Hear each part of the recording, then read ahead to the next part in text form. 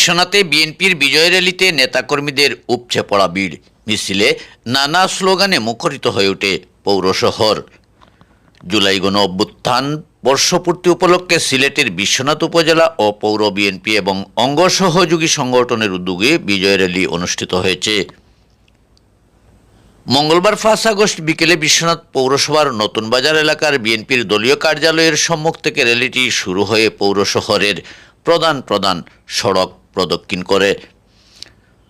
2024 সালের জুলাইয়ের ছাত্র জনতার ঐতিহাসিক গণঅভ্যুত্থানের বর্ষপূর্তির বিজয় র্যালিতে উপজেলার বিভিন্ন এলাকা থেকে আগত বিএনপির বিপুল সংখ্যক নেতাকর্মীরা অংশ নেন।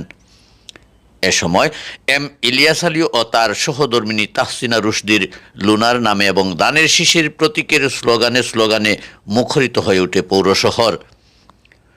র্যালি শেষে নতুন বাজার এলাকার প্রবাসী চত্বরে উপজেলা বিএনপির ভারপ্রাপ্ত সভাপতি গৌসালীর সভাপতিত্বে ও যুগ্ম সম্পাদক মোনায়েম খানের সঞ্চালনায় অনুষ্ঠিত পথসভায় বক্তব্য রাখেন বিশ্বনাথ পৌর বিএনপির সভাপতি আব্দুল হাই।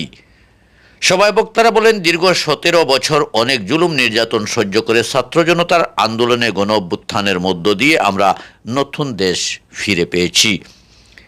ফ্যাসিস্ট সরকার পতনের আন্দোলনে অনেক ছাত্র জনতাকে প্রাণ দিতে হয়েছে, শত শত বাবা মায়ের বুক খালি হয়েছে। আজ আমরা সেই শহীদদের প্রাণ ভরে স্মরণ করছি।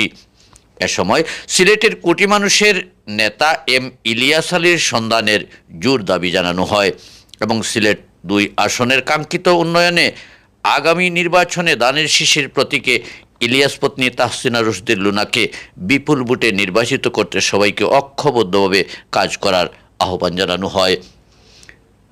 এতক্ষণ আমাদের সাথে থাকার জন্য ধন্যবাদ। প্রতিদিনের নিত্য নতুন সংবাদ জানতে চোখ রাখুন সিলেট ডাইরেক্টের পর্দায়। সত্যের সন্ধানে আমাদের পথ চলা।